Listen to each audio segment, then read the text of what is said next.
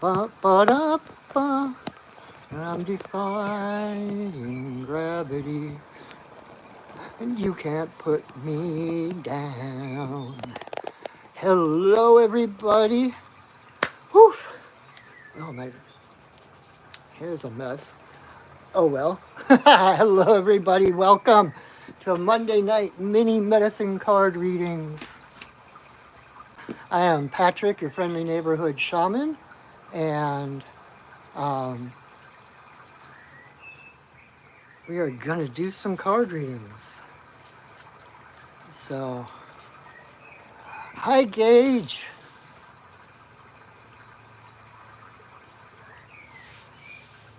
And Sylvia. Gage, do you want... All right, so I got Gage and I've got Sylvia. Gage, I'm noticing the comments that you and Sylvia were having. Do you want me to put you last or put you somewhere further down in the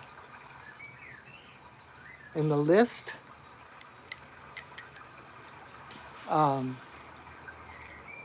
everybody. Welcome.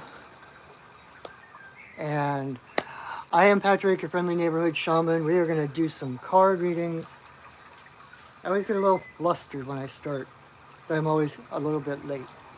So if you're new here, what we're doing is, I should really get a brush. Medicine cards. This deck is a beautiful deck. Um, it's a well-loved deck. If you can, can see, it's like, I've had this deck for years and years and years. But the medicine card deck has, every card has different animals on it. And so it's the medicine of the animals, which is why it's called the medicine cards. A lot of people think it, like they hear medicine cards and they think medical intuitive or something like that. And it's like, nope, that's not what it is. But anyway, so how this works, the first 6 people to say yes in the comments get a 1 card reading. We've got 2 already. And if you're not one of the first 6, or if you're watching this on repeat, okay, awesome. You're first up, Gage. So, and if you're watching this on repeat,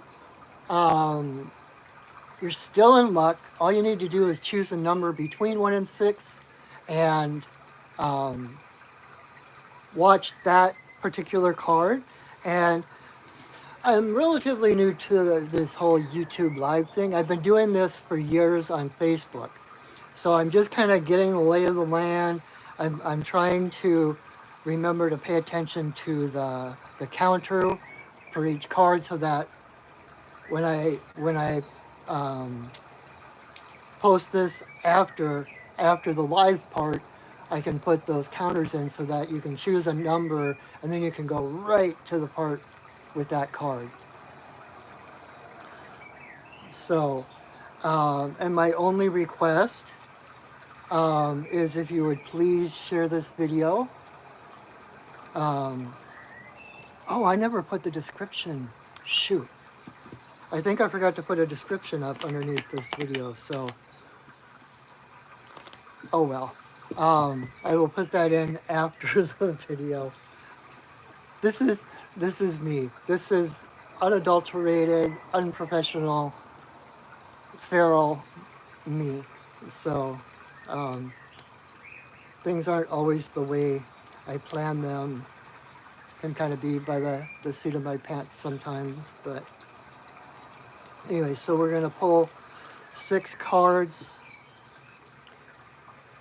for the first 6 people, and then I always pull, I pull an extra card at the end, which is kind of the community card, kind of our joint totem for the week. That's kind of the collective animal that's going to walk with us or fly with us or swim with us through the following week.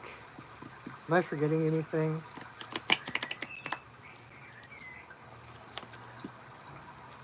I I think I'm forgetting to center and ground. So why don't you go ahead, take a deep breath with me. Hold it for a moment and let it go. Take another deep breath in. Hold it for a moment and let it go. Ah, that feels a lot better. All right. Now that I'm back to sanity,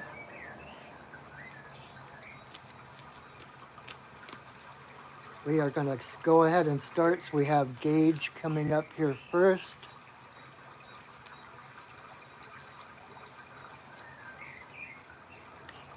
And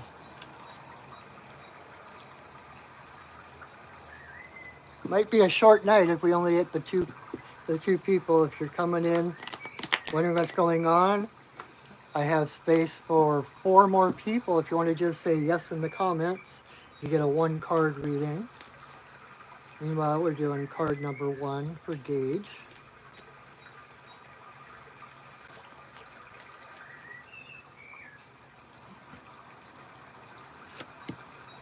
Ha! All right, so Gage, card number 1, we have Frog in reverse.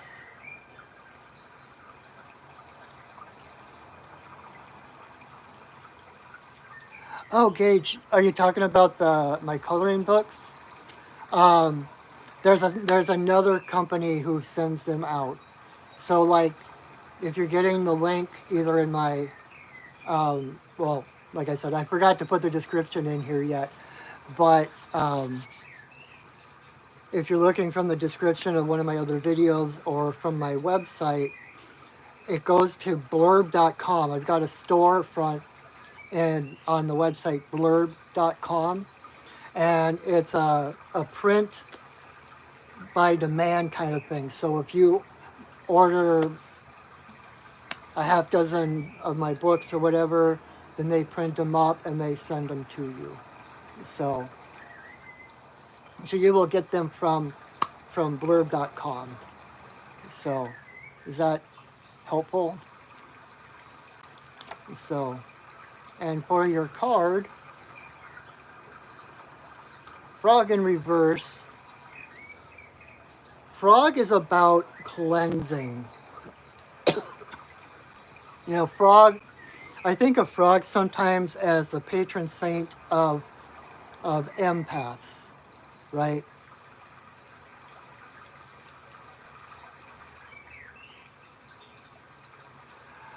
You know what, Gage, I'm going to make a note and I will check. I don't know if I can do anything or not, but I will check blurb.com for you and see if I can find anything out, okay? I know sometimes it does take them a few weeks to get things out, but all right, so Frog is the patron saint of empaths because Frog doesn't actually drink water. Frog absorbs water through the skin. So they sit in the water and basically osmosis. And so whatever's in the water is in Frog.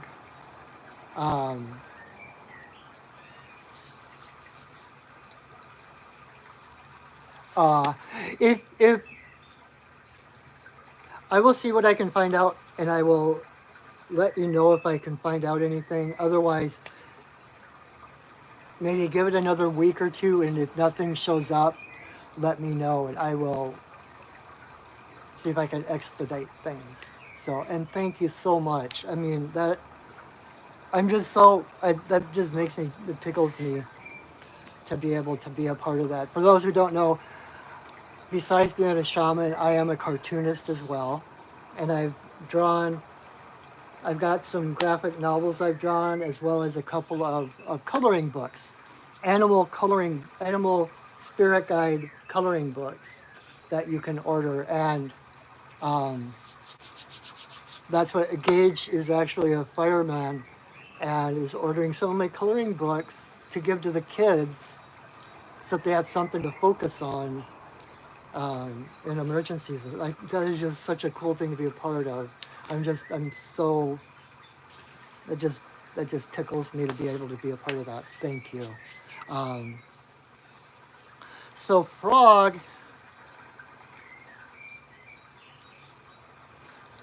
Frog is kind of the for a lot of scientists, for environmentalists and stuff. Frog is kind of the barometer for the well-being of the environment. Like back in the 80s, we had acid rain, and they knew something was wrong because frogs were showing up with an extra appendage or missing appendages or different strange disabilities, etc. And so they knew something was wrong, and they discovered that the rain had become more acidic. But so the frog is the first one to feel it when there's something wrong with the world. And that can be it could be a very difficult place to be. It could be a very difficult path to have. But the trick is to turn it, rather than being a curse, turning it into a superpower. So you're probably very empathic. It's like you can feel everything. You pick up other people's feelings, not just your own.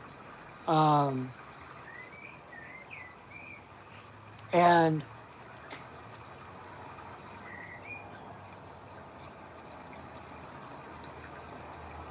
so it can be difficult to be out in the world or to be in crowds. And sometimes empaths don't even realize they're empaths, and they're just they feel like they feel there is something wrong with them, like their moods and their emotions are all over the place. They can't figure out what's going on. They'll be high and then low and then high again, as far as emotions go, and it's because you're picking up on the emotions of everybody around you. And so, using Frog as our example, if Frog is in a pond, say, and it's toxic, then Frog needs pure water. Frog needs as pure of water as he can find. So if he's in a pond that is toxic, he will hop until he finds another water source that is pure water or more pure than he had before. So how this affects you is that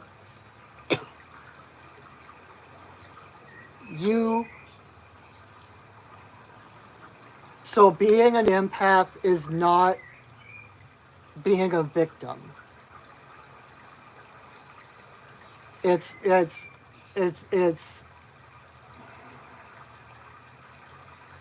so important for you to have a space and a time to yourself to recharge, to basically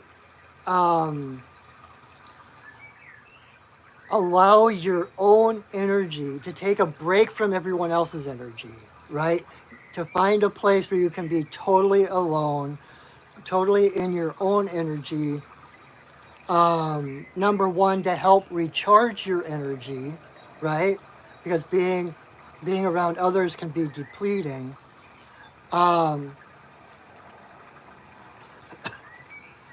And what comes from that is that gives you your baseline frequency. You know what your own energy feels like. So that if you're out in the world, you're feeling fine, and all of a sudden you start to get a headache, or all of a sudden you start to feel anxious, or whatever, you're able to go, that isn't my energy. And then you're able to recenter yourself and and and release that, whatever that other energy is. And the thing is, when you do that, you're not only taking care of yourself, you're transmuting that energy for whomever it originated with. So again, like by taking total care of yourself, by knowing yourself inside and out, knowing what your energy, um, like your unique radio frequency is for your energy, um, you can, rather than becoming a victim of the world, this open sponge to soak up all of the energy and emotions of the world around you, you can actually become a presence of light, a presence of love, and begin to heal all that energy around you. When you realize it's not your energy, you can let it go. Does that make sense? Um, and so the message of Frog really is to make sure you're getting that downtime, that alone time. If you don't meditate or have some kind of spiritual practice, I would highly recommend it. Um, and if you don't think that you affect the world, there's this video, I've seen it on Facebook. Um, there's a frog sitting in the water in this pond or someplace, and the frog is ribbiting, right? It's like ribbit, ribbit, and every time he does that, you can see the ripples going out in the water in every direction. And it's like that's how you affect the world. My teacher Sandra Ingerman says, it's not what you do, but who you become that changes the world. And so by focusing on your own well-being, focusing on feeling good to yourself, following joy, doing the things that bring you joy, that is the biggest indicator of who you are, who you're meant to be, and your own unique trademark frequency. And anything that's not that, is something else. And so that gives you your reference point. If you're feeling other than joy, your main job is to find your way back to joy. And by doing that, you're healing everybody around you. There's this interesting connection between frog medicine and unicorn medicine, right? Unicorns heal by their very presence. They're so high frequency. They're like the highest frequency creature there is. The purity and the honor and the integrity that just being with a unicorn heals you. Like the stories of the unicorn being able to dip its horn into a body of water, and it totally clears that water. It nullifies any poisons, any toxins, and makes it a pure source of water. In fact, the old medieval kings used to line their goblets with unicorn horn. Most of the time, it was narwhal horns they thought were unicorn horns, but they lined their goblets with unicorn horns because they knew that if someone tried to poison them, that unicorn horn would transmute any poisons and they would be safe.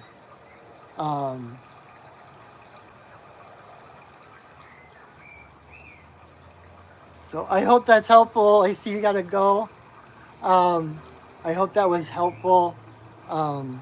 Keep up the good work.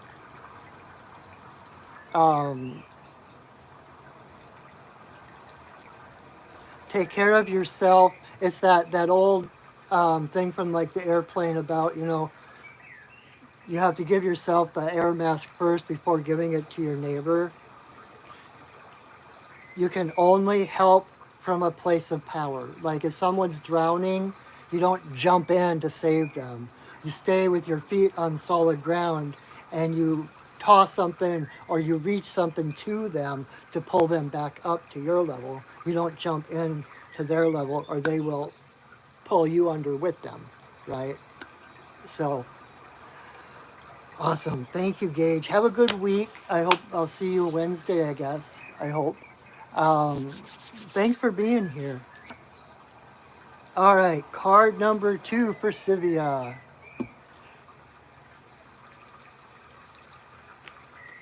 Looks like it's going to be a short session this week.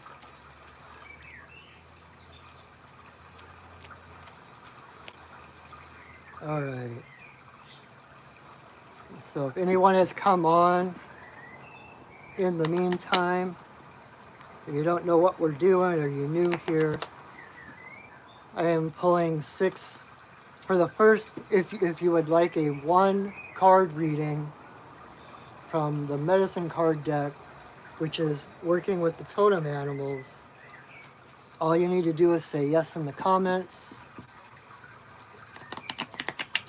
So far I've only got 1 more person, and so this is going to be a really short, it might be kind of funny, it'll kind of help balance out all the other times when I'm like a half hour overtime or whatever. All right. Card number 2 for Sivia.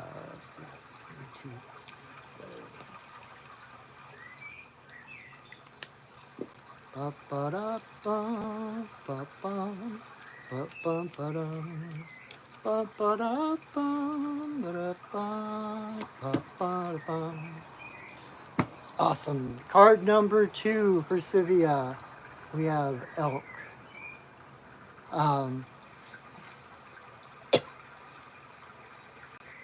Elk is about stamina.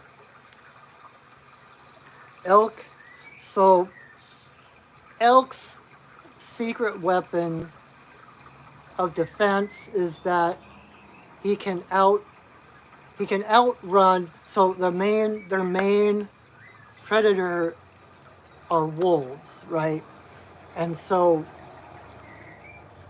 his secret power is being able to outrun the wolves, but not outrun them in speed necessarily, but being able to outdistance them, right? Predators depend on that short sprint, that short burst of energy, that burst of speed. And then like with the wolves, it's like a pack thing. It's like the numbers to help try to drag down their prey. But if you can get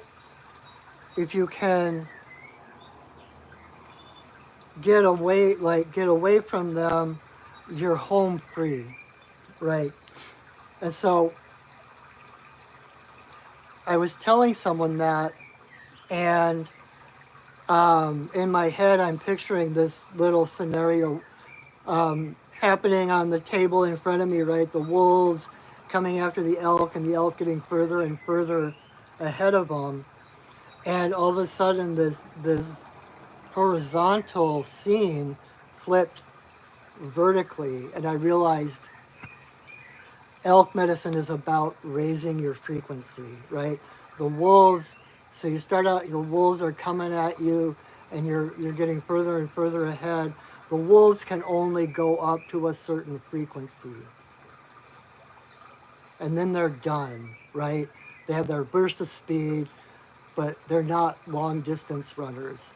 And so elk gets further and further and further and further ahead of them by raising his frequency so that they're no longer relevant. And so um, it reminds me of this, one of my favorite sayings. I don't remember where I heard it, but someone was saying that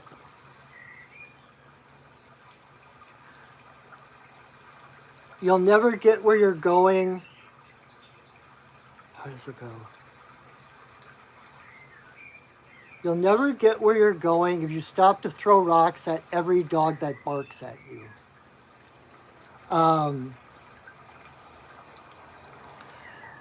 Because what we're talking about is it's about frequency. It's about how do I want to explain this?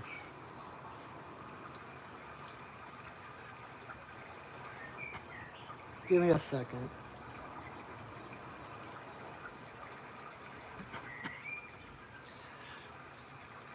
In a way, it's about integrity and not necessarily doing the right thing when no one's looking, but the integrity as in wholeness, realizing that, like, was it Eleanor Roosevelt who said that no one can make you feel inadequate without your permission? And so it's like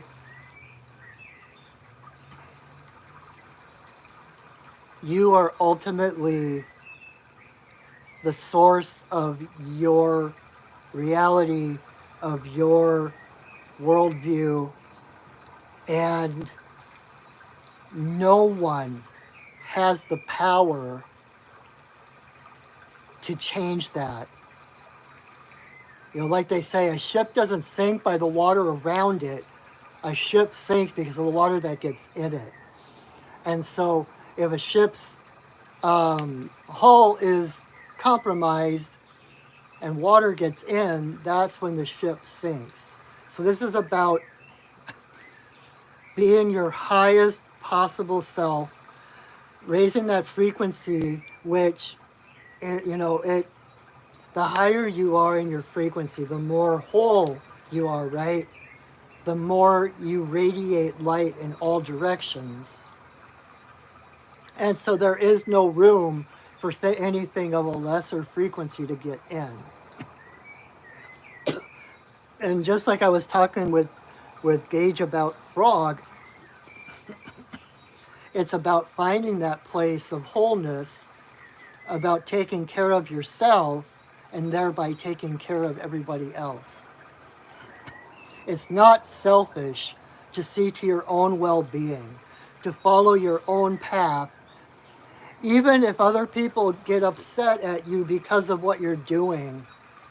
If your heart says yes, if it feels good, if it's going toward joy, it's for their well-being as well. And whatever response they have to that is their own lesson, right? Because you're not. I used to watch this show with Carson from the Queer Eye to the Straight for the Straight Guys. He had this show on called How to Look Good Naked, something like that. And he would have a different have a different woman every time, and he would help her with her body image. And like he would be in front of a mirror with her, and they would talk about the different parts that she didn't like, and he would validate how do I put this? It wasn't, it was, he would like help them to accept themselves exactly as they are, right? Without, I'm this or I'm that, I'm too much this, I'm too much that, I'm not enough this, and actually getting them to realize their own wholeness, to realize that they were perfect just the way they are, right? And then they would they would do like a photo shoot thing, and they would help her find the clothes that actually suited her, that brought out her strengths, help her to be more confident. And the one thing, the point of all of this is that they would invite her family and friends, and she would kind of do like a catwalk thing, right? And that was where most of them were really nervous. And he always told them, you're not responsible for the reception of you. You're only responsible for the presentation. And if you're whole, if you're coming from your heart, if you're answering your call, then nothing to your betterment can be to the detriment of anyone else. It can't be, because we are all connected. It's a non-zero sum game, right? Meaning it's not an equation that we have to keep balancing one side or the other. It's that saying about the tide raises all ships.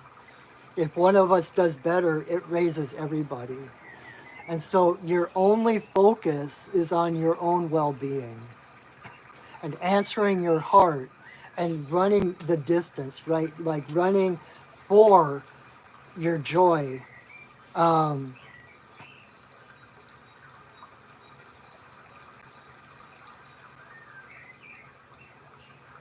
so not letting others, or not letting the world. I was just singing Defying Gravity, right?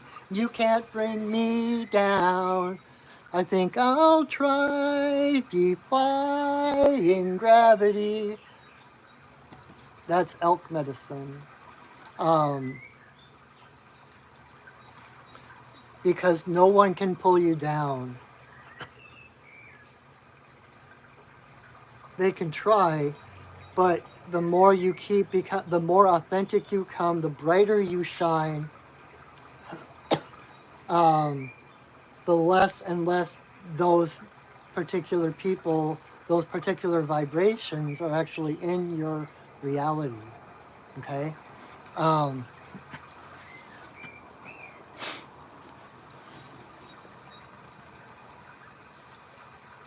And when we, so it's about taking other people out of the equation, right? We keep trying to balance the equation. We're on this side of the equation, and we put everyone else over here, and so we compromise. Well, I'll do this. That'll only hurt them a little bit. Or, well, if I'm up here, they're gonna be uncomfortable, so I'm gonna stay down here. I'm gonna make sure that they're okay. And that doesn't help them. That just maintains the status quo, if not actually hurts them, because you're not expressing yourself. You're not living your best life, which is detrimental to everybody. The universe needs you to live your best life, to become who you came here to be. That is your only mission. Your mission is not.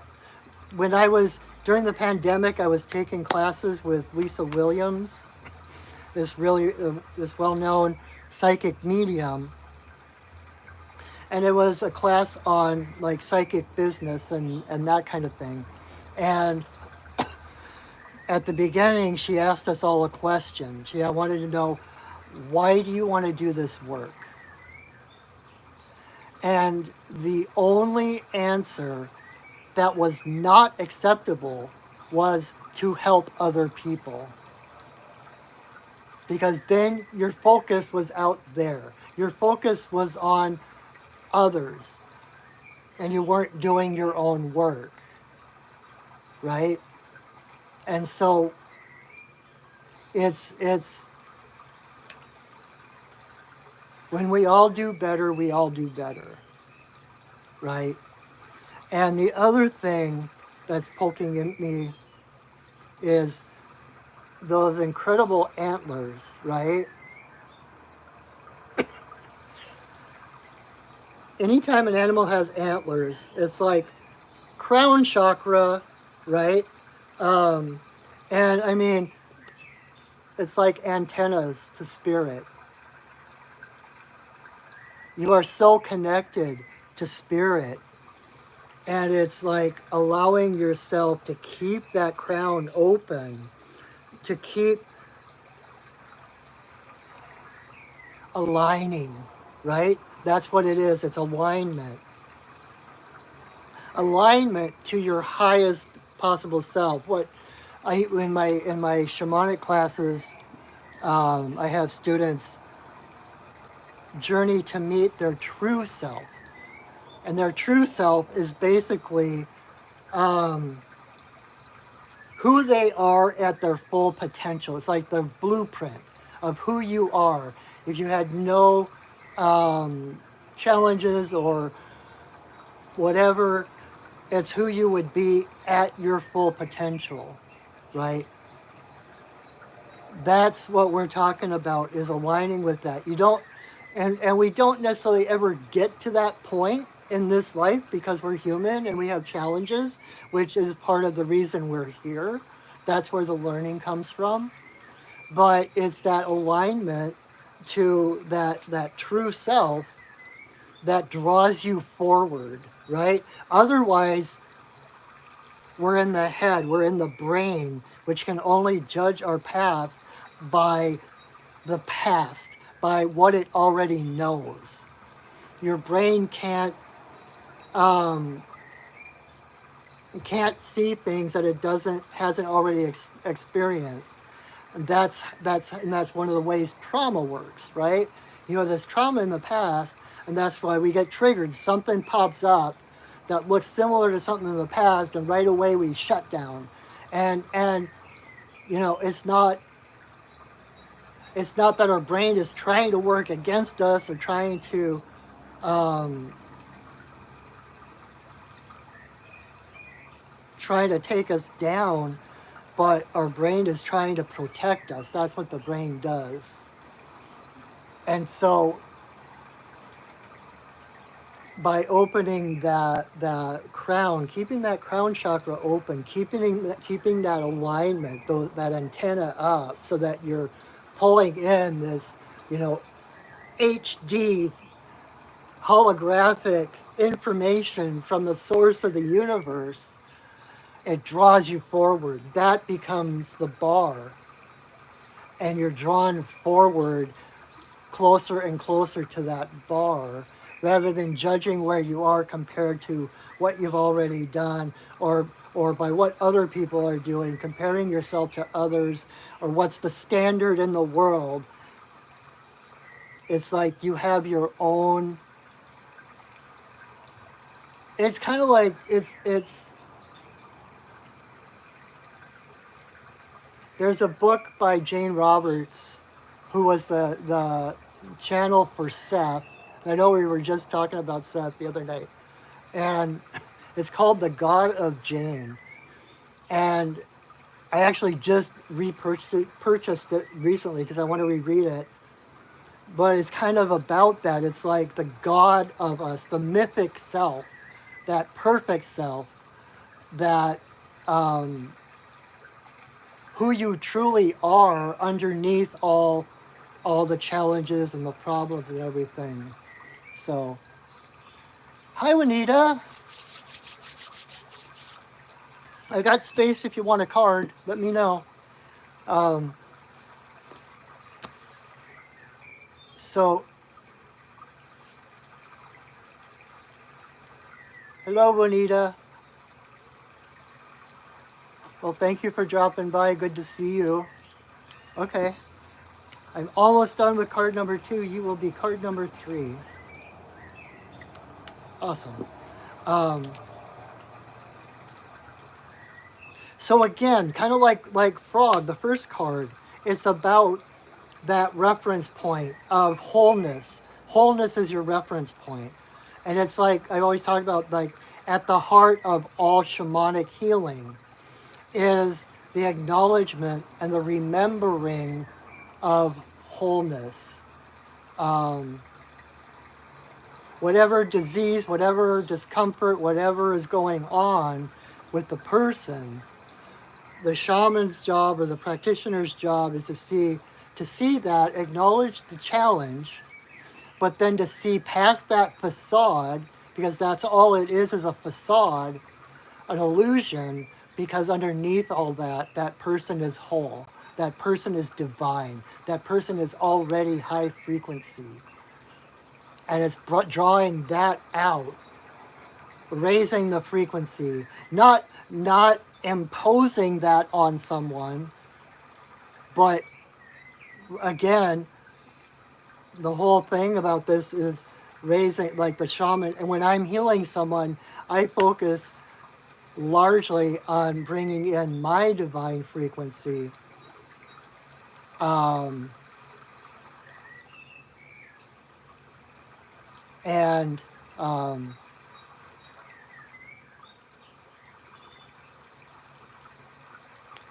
oh, your best friend was a shaman, Juanita. Well, I'm glad you found us.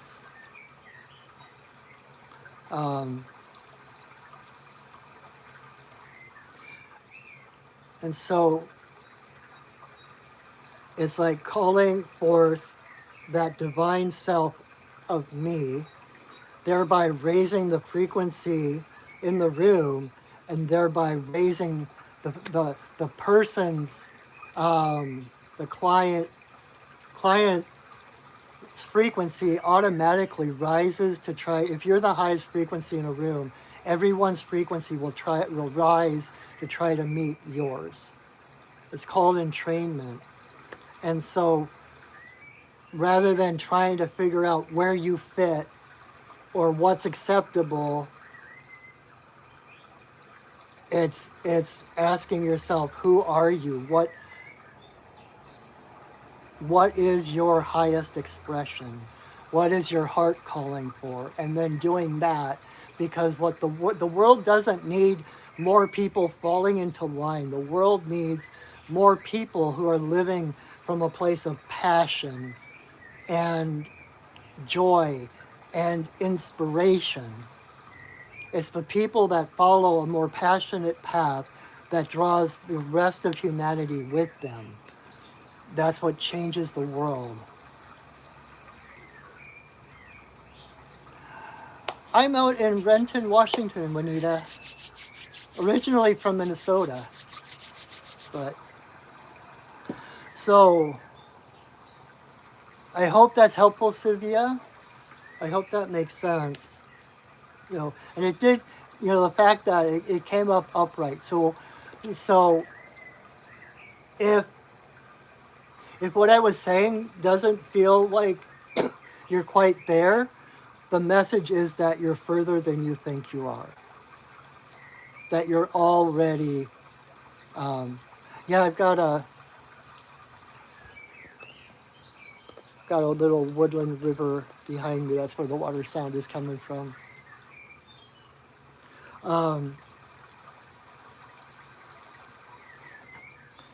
Be true to yourself and thereby true to all others.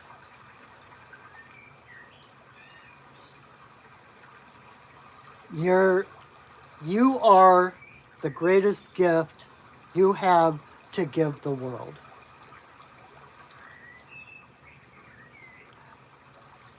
There's no place for sacrifice in that. There's no place for dimming your light, for dimming your needs or dimming your desires.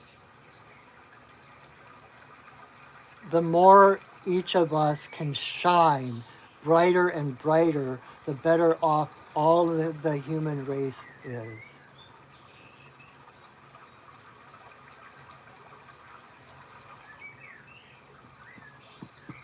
So, I hope that's helpful. All right.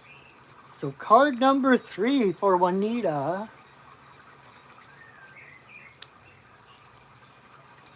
looking at the counter. 40.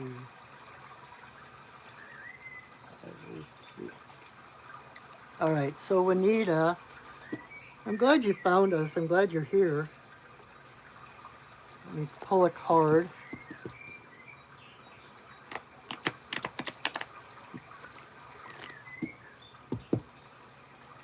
And good luck on, I see that you're got something coming up on Wednesday with your daughter. Getting the kids home, that's awesome. I hope that goes well. Let's see what the cards say.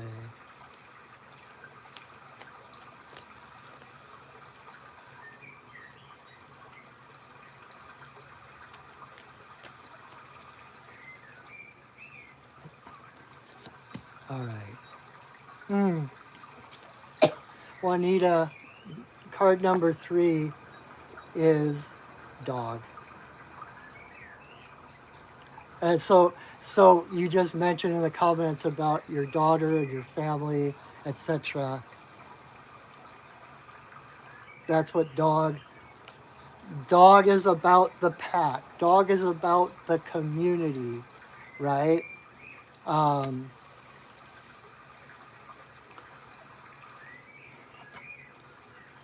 And so this seems to be the thread running through all of the cards tonight.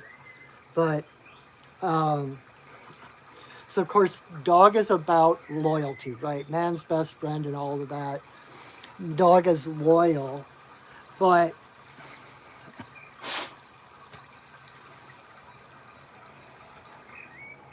dog has to be loyal to herself first, or himself first, before he can be loyal to someone else, right? And it's kind of that thing about it's so interesting because this is basically all the cards tonight have been a lot like with the same answer, just in a different words and such. But again, dog is about loving yourself, right? Taking care of yourself so you have that much more to give others, right?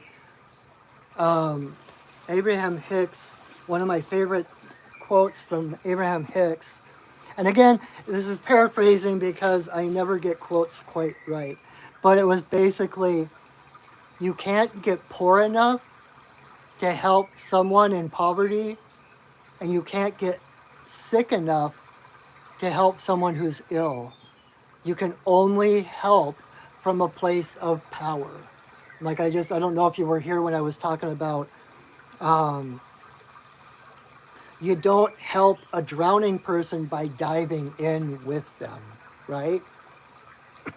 You stay with your feet on solid ground, and you either toss something out to them and pull them in, or you reach out to them with something and pull them up to your level, right? If you jump in to help someone who's drowning, one of the most likely outcomes is they're going to pull you under. And so it's about really seeing to your own well-being. And a while back I saw this video that just clicked. There was this Buddhist monk, and he had a pitcher of water and he had a glass. And he said, the way we think it works is that we fill up our glass of water and then we pour it out for other people. And then we have to fill up our glass of water again, and then we pour it out to help other people. That's not the way it's supposed to happen. And he took the glass and he started pouring and pouring and pouring.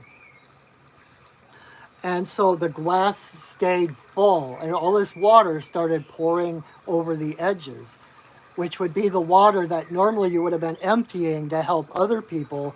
But by keeping your glass full, all that water is going out to help other people. And so it's important to keep your own glass full.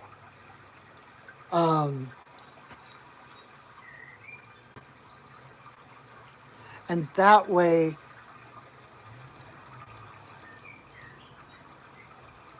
I can tell you, when dog comes up for someone, to me, the first thing that I know about that person is how big their heart is. It's like you love everybody. You want to help everybody, right? Um, and the best way to do that is really to love yourself. Um,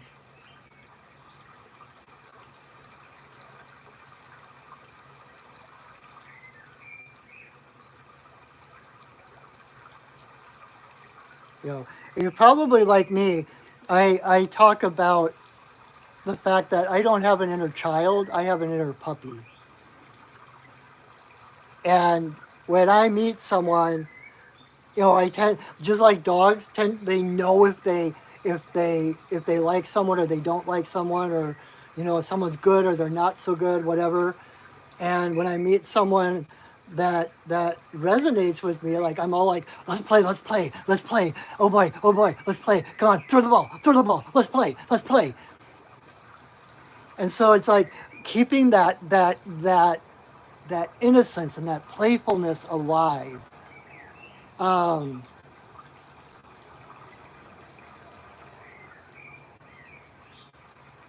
and seeing, rather than seeing from a place of, how do I put this? Like you can either see the world through the eyes of scarcity, where there's always problems and you're trying to fix things and keep things together, but there's never enough. It's always a struggle. Or you can see through the eyes of abundance and know that everything is always working out, that you're always given everything you need. In every moment, you have everything you need. And then you start, rather than just seeing problems and getting that tunnel vision, you start to see solutions. You start to see all the possibilities that exist for whatever is needed in the moment. And so that's where you move from survival mode to thriving mode. And it's like, I just saw, I have a counselor myself, and I saw her the last week, and she was telling me about this guy she knew that um, I was talking to her about how, my apartment is always a mess. There's always dishes to do. There's always laundry to do.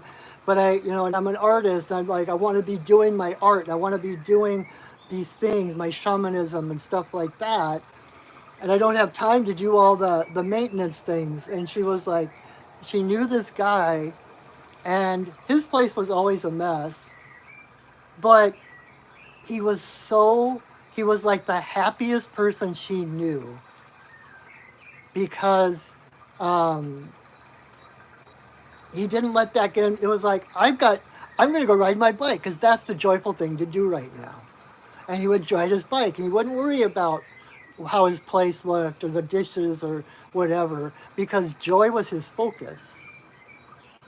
And just like dog, like we've been using this, what is it, Waze? Is that the app? It's like a GPS. And one of the voices you can get is a dog. And it's like, it's so funny. I love it. It's like the dog is always like, turn left. I love lefts. Whoop, whoop, whoop. Right? It's like, okay, take a right, take the exit. You did it. And it's just this happy, and like everything is positive, and like, all right, make a U-turn. It's kind of like we just fetched ourselves. And then we got here. Let's do it again. Let's do it again. Right? And so it's like allowing that bubbly, happy part of you to come up and to express itself. Right? I was down at the river doing ceremony, And this couple came up and they were asking me questions about what I was doing and stuff. And this woman was so conditioned to be so aware of what everyone else was doing or how everyone else was feeling that she was constantly apologizing. She was constantly apologizing for, she was like, oh, I'm sorry, I got sand on your blanket. And I'm like, if I didn't want, if I was afraid of getting sand on my blanket, I wouldn't have brought my blanket to the beach, right?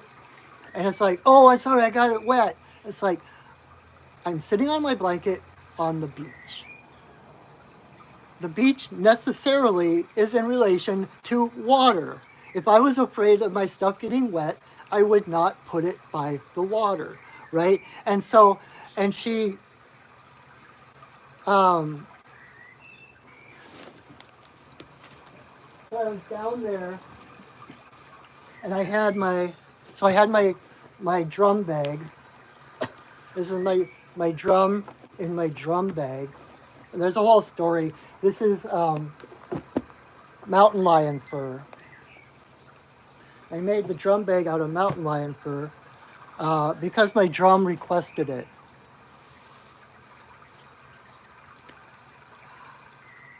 Kigo, Kiga, yeah, I don't know how to say what your moniker is there, but I do remember you. Welcome. I have room for another reading if you want a card. It's good to see you again. But anyway, so I had my drum bag there. And she's like, what is that made out of? And I was like, mountain lion. And she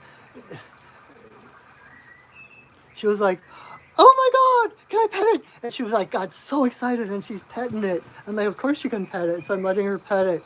And then she apologized. She's like, I'm so sorry. I didn't mean to be so loud. I didn't mean to be so boisterous.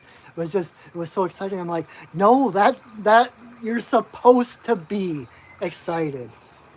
You're supposed to express yourself, right? Oh, thank you. I have a hard time seeing the comments with my glass. Jaded ignorance. Thank you. I think I'm a pretty cool guy. Thanks for stopping by. I hope you come back. I'm here Mondays and Wednesdays, 6 o'clock Pacific time.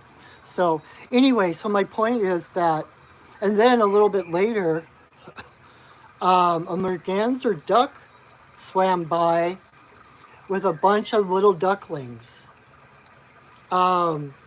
And she basically screamed. She was like, oh my God. And she was so excited to see this duck and the ducklings. And like there was one or two riding on the back of the mom. And she just got so excited. And then she's like, oh, I'm sorry. And she shut down. And I was like, don't shut down. I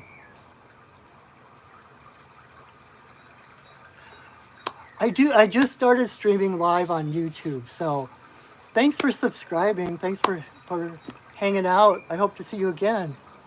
I appreciate that. I really do. I appreciate that. Have a good night yourself. I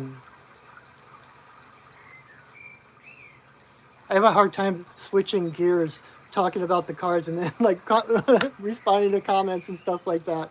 But so I had to tell her, it's like, no, you've been conditioned to be quiet, that to express yourself is wrong, that it's imposing on other people, right? But so this is like I said, like every card tonight so far has been basically the same message. And it's like, if you're being true to your heart, then nothing you do can be harmful to anyone else, right? Your heart is what connects you to Creator, number one, Source, God, whatever you want to call. And your heart is what connects you to all of humanity, right? We're all connected heart to heart. So if your heart is happy and you're joyful and you're singing or whistling or you get excited, how do I put, it's like, it's, you're, like I said earlier, you're only responsible for the presentation. You're not responsible for how it is taken, for the response, for how it is received. But if you're being true to your heart, then nothing to your betterment can be to the detriment of anyone else, right? And so I actually my one of my favorite shows in the world is Whose Line Is It Anyway?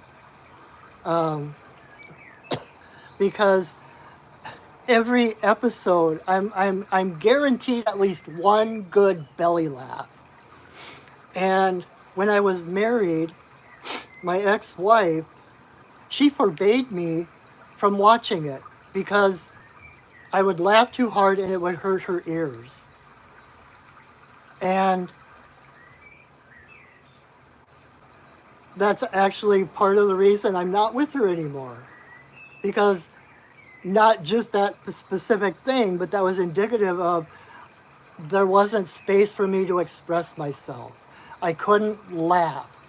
I couldn't I couldn't enjoy myself because it made her uncomfortable.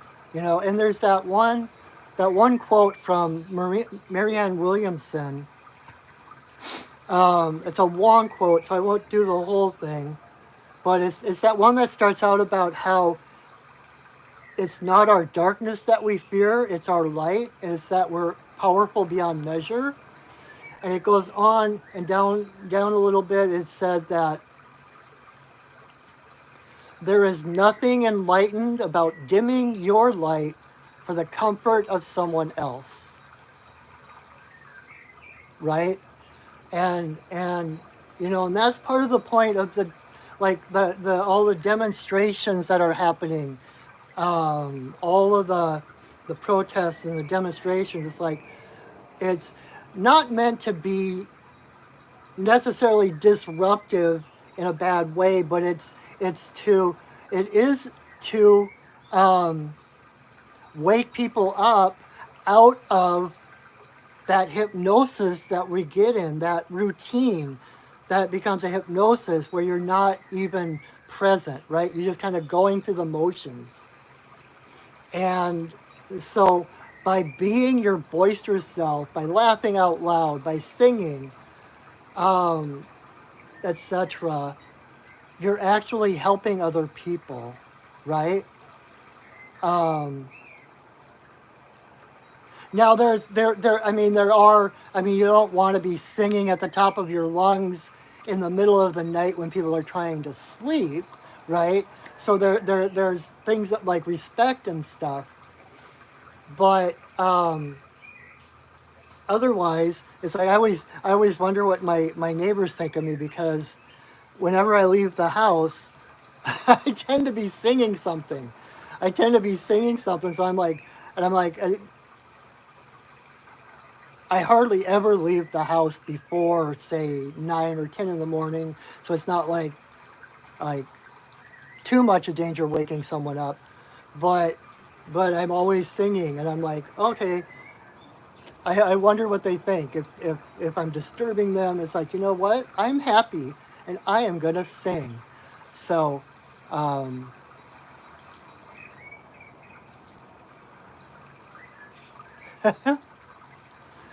um, so be yourself, and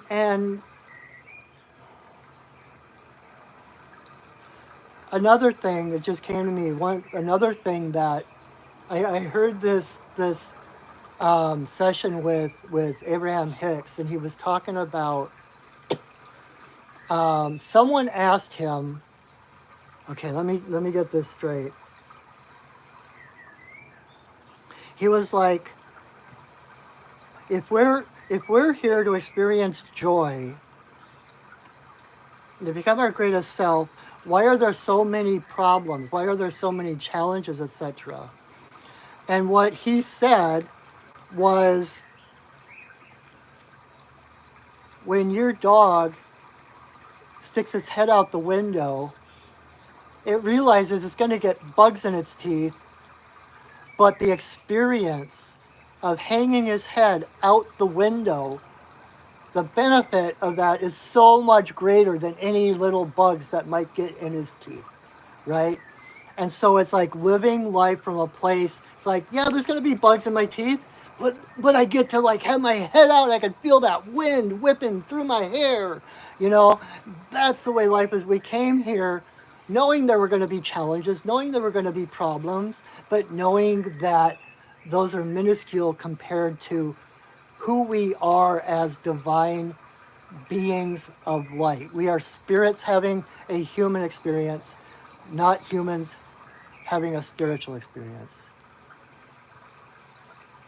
So, Kigo World, hi, I see you trying to get my attention. So I hope that's helpful, Juanita.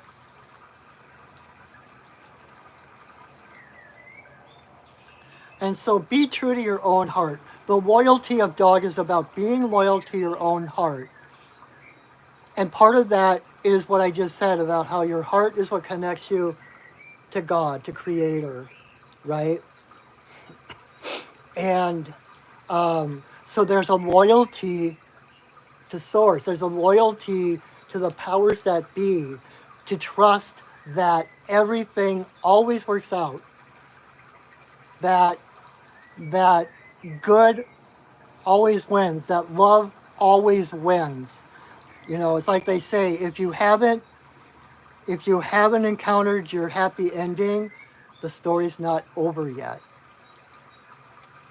So, hi, Kit Kat. Well, everybody say hi to Kira. Hi.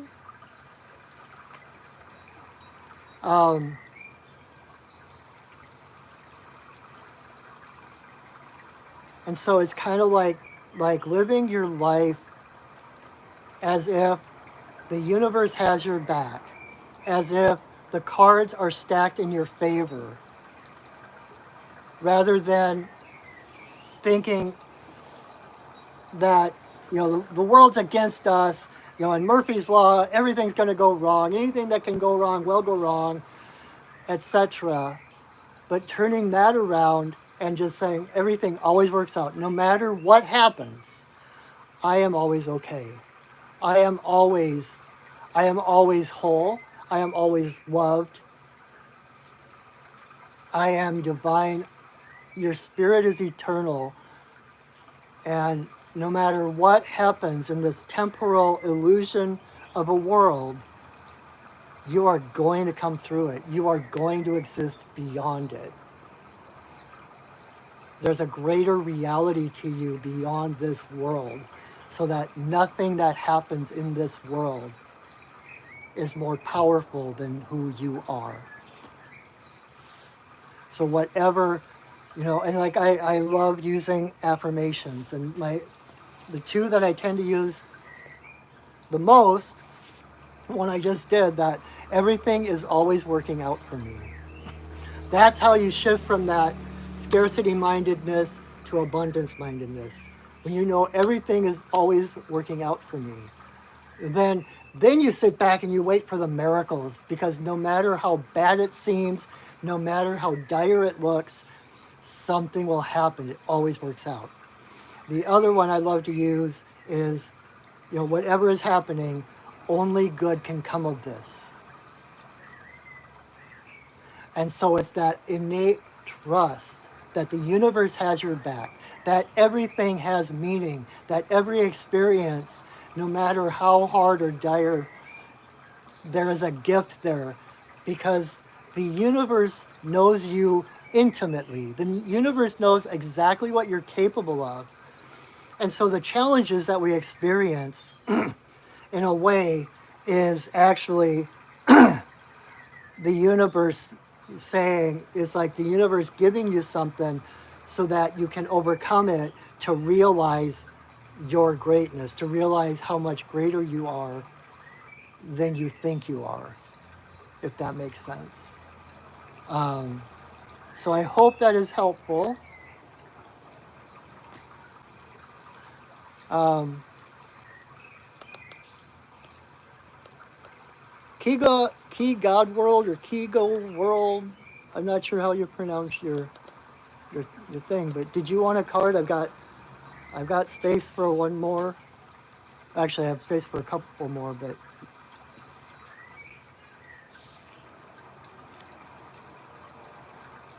oh, hi Tiffany! Yay!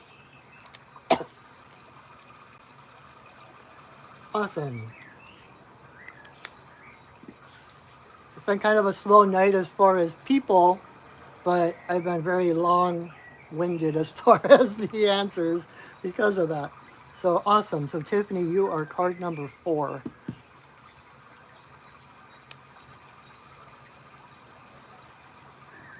So let's give them a shuffle and see.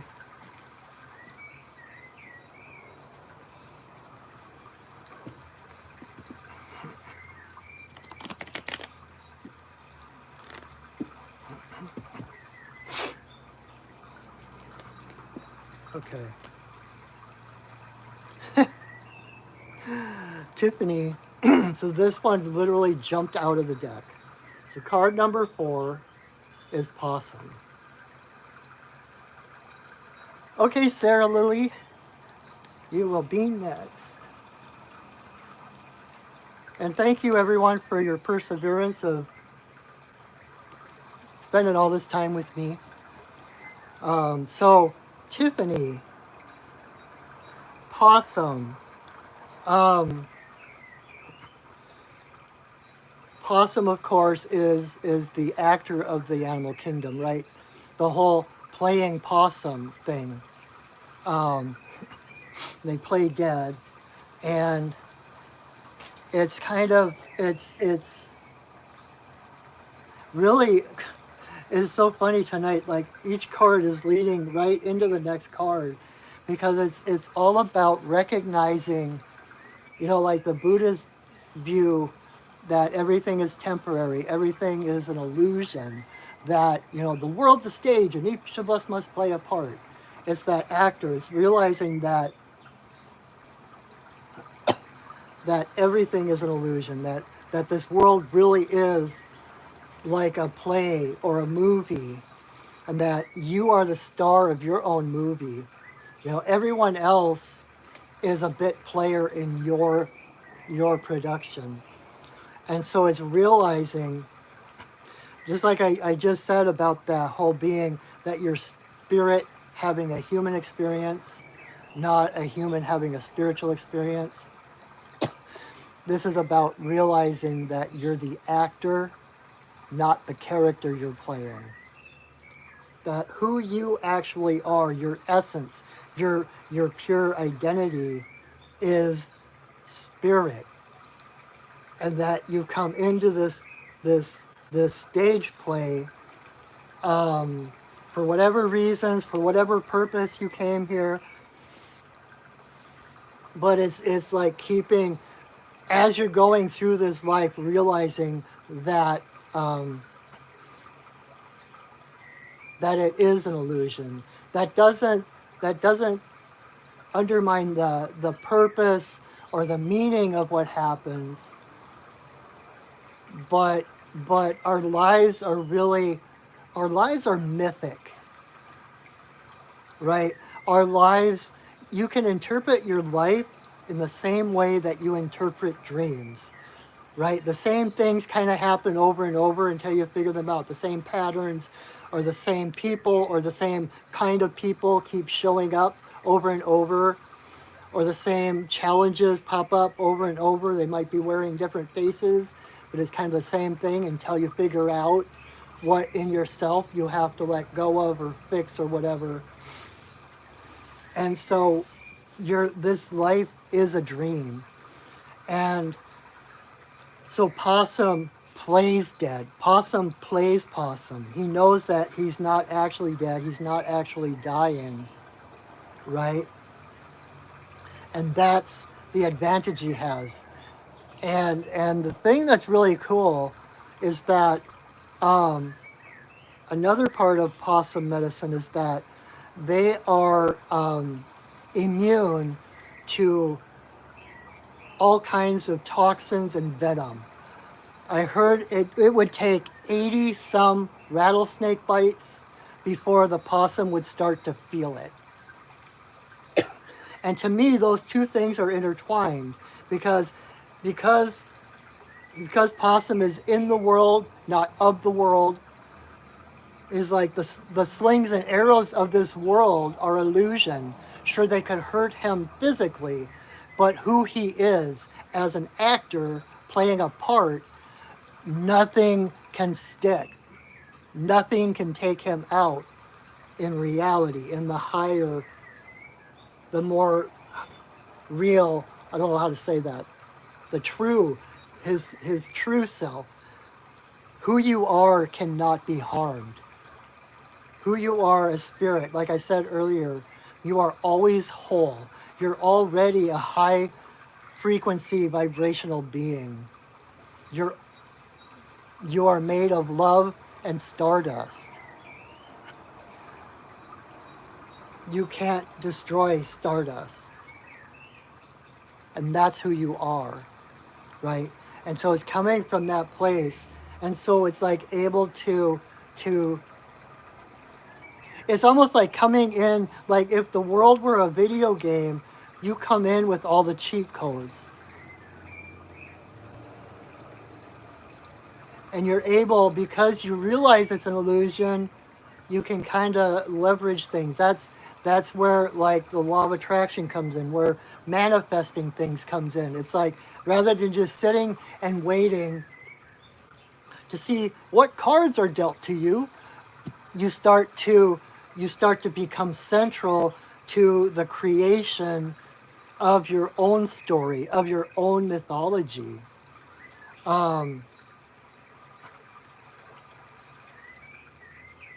And so if you know what the fourth wall is, um,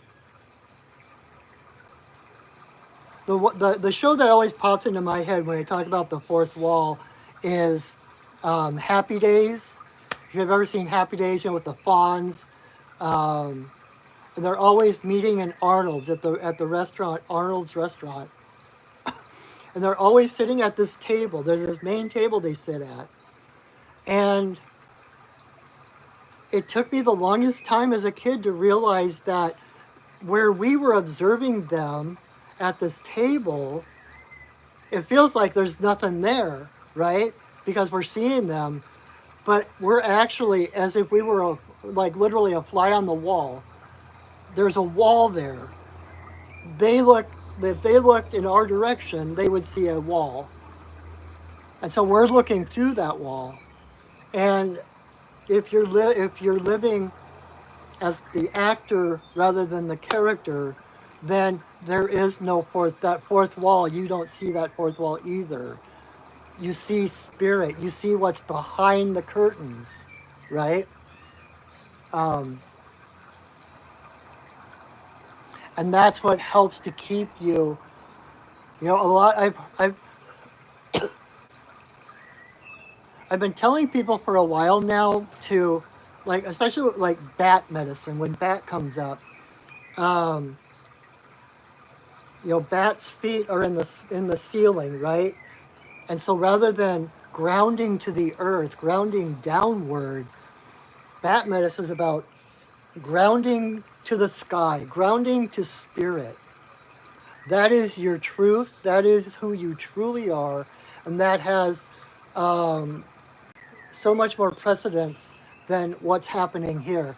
This world, everything we experience in this world is an effect. It's a result of what happens in the unseen realms. But that's where you live. That's who you are, is a spirit in the unseen realms. And so instead of grounding to the world, it's like grounding to spirit. Coming back to earlier, we had um, the elk card talking about alignment, right? So it's about alignment first, and then everything else falls into place. Then, when you realize this, then life becomes an adventure because you know no matter what happens, you're going to get through it. When I was a kid, I'm the oldest of 5 kids, and so I always felt it was my responsibility to walk behind everyone and make sure no one wandered off, especially when we would go to we'd go to the Minnesota State Fair, which was, it used to be, I don't know if it is still, but it used to be the biggest state fair in the nation. And so we'd be there with my mom and us 5 kids, and I was so afraid that someone was gonna wander off and get lost or whatever. I always stayed behind to look at, and so I was always anxious. I was always hyper vigilant. But I stumbled on, I basically stumbled onto law of attraction as a kid because all of a sudden I realized that while I'm at the fair, I'm watching my brother and sisters, and while I'm there, if I can picture myself in bed that night, if I can feel the pillow on my face, if I can feel the blankets cuddled up around me, I knew that no matter what happened during that day, that everything was going to be okay because I could experience that being in bed and everything was fine. So it's kind of like that, knowing that no matter what's in front of you, everything is fine. Everything is always working out for you. That only good can come of this, whatever it is. Because the universe has your highest interest at heart. The universe is not trying to cobble you or to make you stumble and put you in your place and humiliate you. The universe wants you to succeed. You know, even like nature, the human body, everything works toward healing, toward wholeness. The natural progression is toward wholeness. So the universe wants you to become whole, and it's going to do everything in its power to help you get there. Even if it's by putting a stumbling block or something, that's like a springboard to get you to realize your power, to get you up over the next, to level up, right? And so when you have that, when there's no fourth wall and you can actually see who you really are, see spirit, metaphorically speaking, feel spirit, feel who you really are, feel God, then you know that this is all, that miracles happen, that this is all an illusion. We are here for a purpose. It's not that it's pointless, but we're here to have, we're like kids playing in a sandbox, right? We come here to experience certain things, and to experience those, we have to forget on some level. And that's why it's called enlightenment. That's why it's called awakening, because the truth is already there. It's just becoming aware of it. It's waking up to the truth of what's actually going on, of who you really are, right? And so know that the universe always has your back. The universe is always moving you toward your highest good. It's an adventure. So you know no matter what happens, you're going to get through it. So I hope that is helpful, realizing how long I'm talking. So I should probably move on to the next card. So Sarah, card number 5. Awesome. Thanks for joining us, Sarah. It's good to have you here. Let me see who we have popping up for you.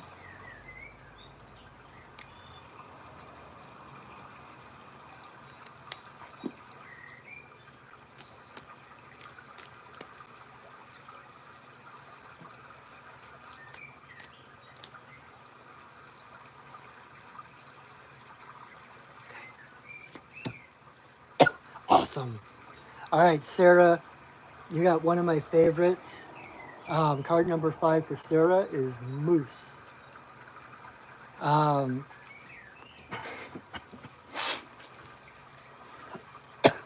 Moose is about self-esteem. What I always call majestic dorkiness, right? Moose, moose are so magnificent. If you've ever seen a moose in person, they are huge. They are powerful. And you really get the sense that you're in the presence of royalty. And at the same time, moose is one of the dorkiest looking animals on the planet. And so it's this sense of radical self-acceptance. It's it's embracing all of your quirks, and realizing that those things that you were probably teased about as a kid, those things that make you stick out from the crowd, are actually the things that you came to gift the world, right? It's like that saying about if you don't fit into the world, you came here to change it.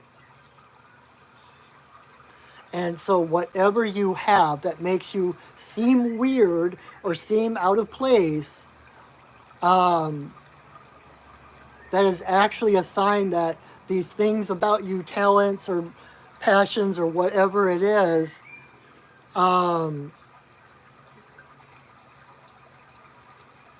something that the world needs right now.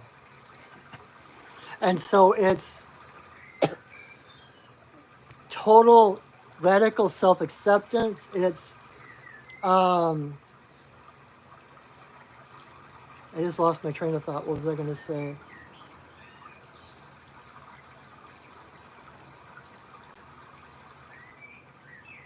It's about shining your light, no matter what it might look like.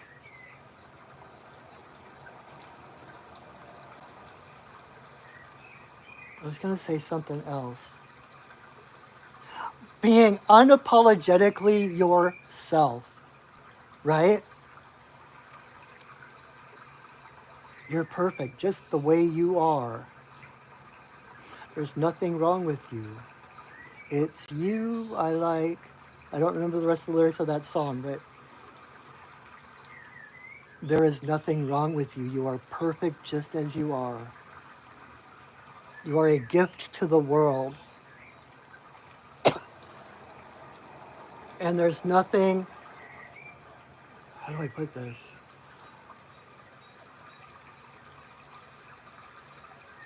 It is not selfish or egotistical to celebrate yourself. Um, oh.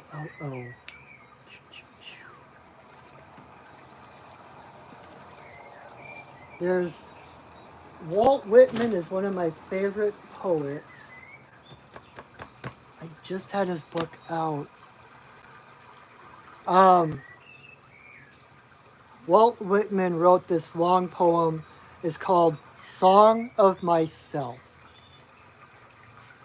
And there, I mean, it kind of wends all over the place, but I would recommend it's in his collection Leaves of Grass. It's called Song of Myself. And I would highly recommend reading that or listening to it. I know that there's people that recite it on YouTube and stuff. But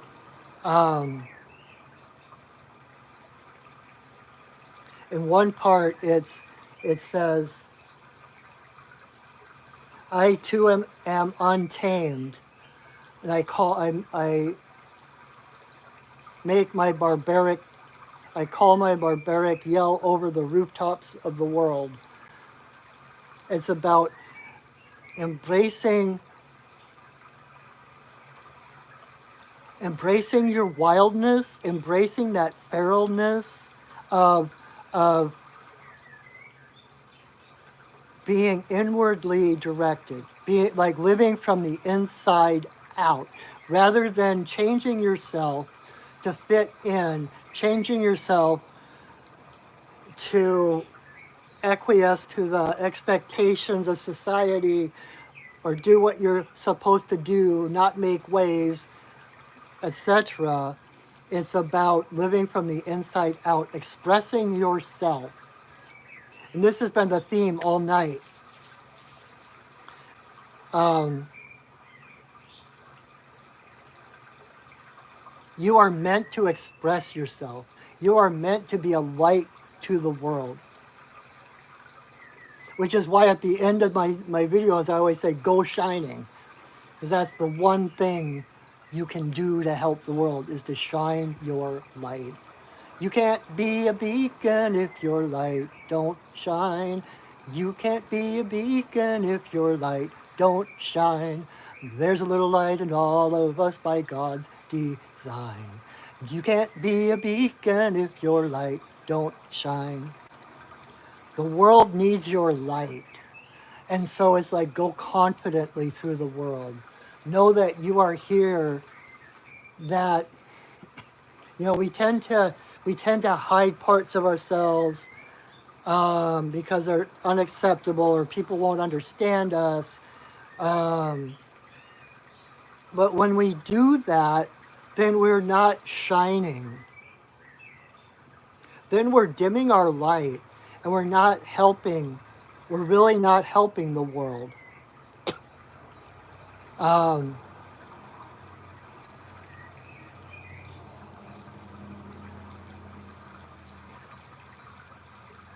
And like I said, or it's so funny because it's like I just said earlier, that quote from Eleanor Roosevelt about no one can make you feel inadequate without your permission. There is nobody, there is nobody living or not living anywhere in the universe who has the authority to tell you who you are. Nobody. Only you have the authority to say who you are, to do what you are meant to do. And so this is about claiming that authority. You don't do it to show off. You don't do it to, um, to make other people like to. What am I trying to say? You don't do it to try to put other people down. Say I'm greater than you, because that same quote I was talking about, the Marianne Williamson quote. It's like the same light that is in one person is in everybody. And by shining your light, you draw forth the light of others, right? And one thing I always say, like, there's more people waking up on the planet right now than ever before in our history. So people are waking up. It's morning, it's the dawn, right? But there's a lot of people who aren't morning people. And so those of us who are finding our joy, finding our way, living out loud, they're like, shut up, I'm trying to go back to sleep. Their heart starts to open and they shut it down because it's scary, because they don't know what it is. They don't have a context of what's going on. They're afraid to be themselves. And so that's how I said it earlier, Sandra Ingerman, who has been my main teacher, always says, it's not what you do, but who you become that changes the world. So it's when we're in alignment with who we truly are, when we're moving from our truth, from our integrity, from our heart, which connects us to all living things, then we can do no harm. And we heal the world by being ourselves, without doing a thing, just by being in the world, by shining, by presenting our higher frequency. We raise the frequency of the world. The tide raises all ships. So shine, right? The other thing about moose, those antlers, like earlier elk came up and I was talking about elk's antlers, right? Like these antenna, right? Tuning in to spirit from the crown chakra. Well, that's not good enough for moose. Moose insists on a radar. Moose opens his crown and it's a radar wide open to spirit. So one thing I would suggest, if you have some sort of daily spiritual practice, meditating or whatever, if you don't, I would highly recommend that. And I would recommend, like, every morning you get up, it's like, sit and open that crown. Allow that light of spirit to fill you. Fill every pore, every cell, every molecule of who you are.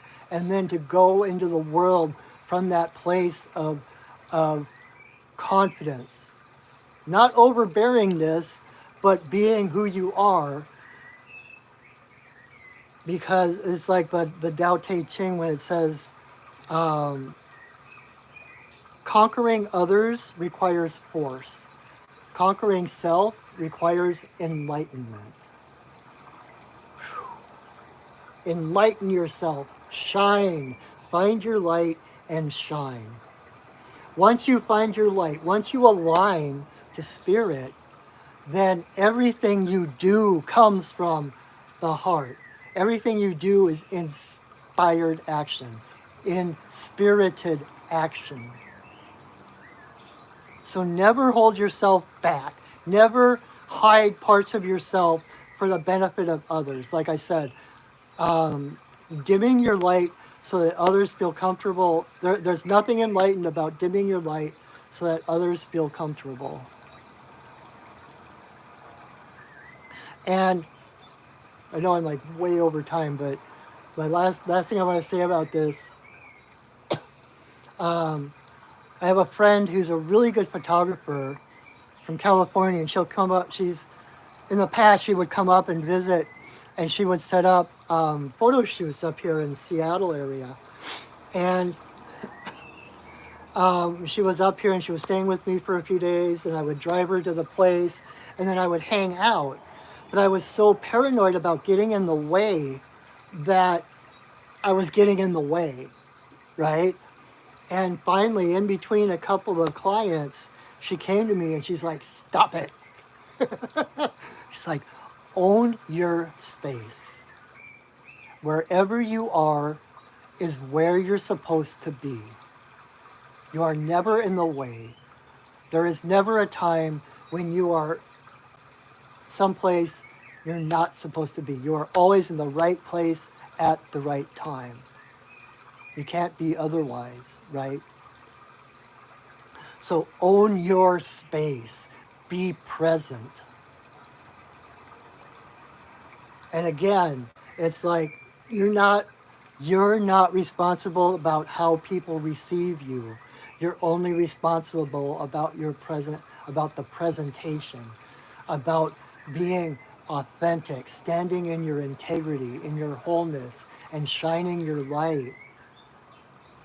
That makes all the difference in the world, literally. Okay? Is that it, Mr. Moose? So I hope that was helpful. And so even though we only had 5 people tonight, I'm going to call it. So I'm going to pull one more card for the collective. Our collective card, the animal that's going to accompany us this week as a group. And while I'm shuffling, I just want to remind you that my only request for watching this video is if you would please share the video. I said earlier that I've been doing these videos for years on Facebook, and I just recently started doing it on YouTube Live as a way to step outside of my comfort zone and to shine and to expand my voice, expand my influence, and you can help me out by sharing my videos. And please subscribe. If you haven't subscribed to my channel, subscribe and like my videos. That helps the algorithm so that other people can find me more easily. And if you would like to, if you enjoyed tonight, if you enjoyed the message you got, if it felt right, if you want to reciprocate in a different way, um, I haven't got it in the description yet. I think I forgot to do the description before I started the live, but when we're done here, I will put in the description. I will have my PayPal and my Venmo links so that if you wish to support me in that way, support your friendly neighborhood shaman, I am beyond grateful for anything you give me. This is my day job. This is my living. And so any little thing you help me with goes really deep and is very helpful. So thank you for that. Oh, you're so welcome, Sarah. I'm glad it was helpful. What else? If you would like if you enjoyed tonight, consider getting a personal one-on-one reading with me and get a full hour reading with me. You can check my website at perchingwolfstudios.net. You can find out more about me, and you can see the different shamanic services I offer, readings and teachings and healings, oh my. And you can sign up for a session with me right from my website. And so I do the readings, I do healings, I'm a Reiki master, shaman, do soul retrievals and such, which you can read about on my website. If any of that sounds good, connect with me, and I am just so honored to help others find that light within them, to find their own path. And I am teaching classes at the moment. I am working on getting some more classes up and going. I'm planning on teaching an introduction to shamanic journey class online. So I will keep you informed about that. I don't have dates set yet, but that's going to be coming up soon. And I also do one-on-one mentoring. I take on mentoring students. So if you've always wanted to explore shamanism, or if you're newly awakened, or you're on a spiritual path but you're at a dead end, not sure which way to go, and would like a teacher, I would be so honored to be that teacher for you, to help you. My job is not to rubber stamp, you and make you a carbon copy of me. My job, through my experience, and I have been at this for a really long time. I love my job.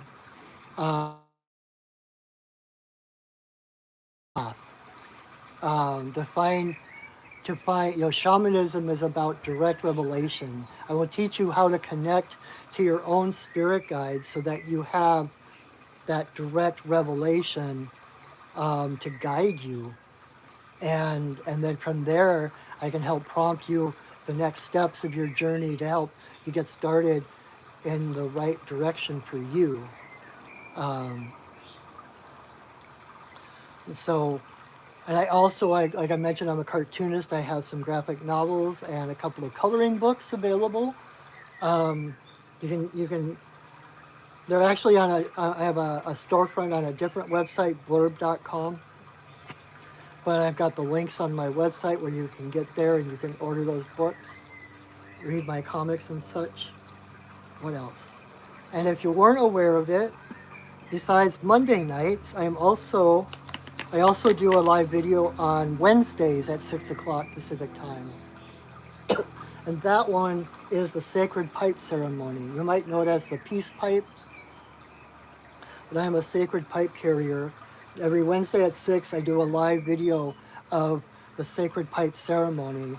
And it's a way, my intention in that is to hold space for people, middle of the week. It's like give people the space and time, this moment when they can let go of the world, take the world off of their shoulders, and sit with others in safe and sacred space and experience this profoundly simple but sacred ceremony to connect to spirit, to pray, or just to sit and meditate, however you best connect to spirit. And so I'm holding that space, doing that ceremony, so that you can let go of put down your armor, put down your barriers, and open your heart to receive those blessings that spirit has waiting for you. Okay? So I think that is it for now. So I hope you can join me Wednesday. If not, I hope you will come back Monday. And let me pull our last card.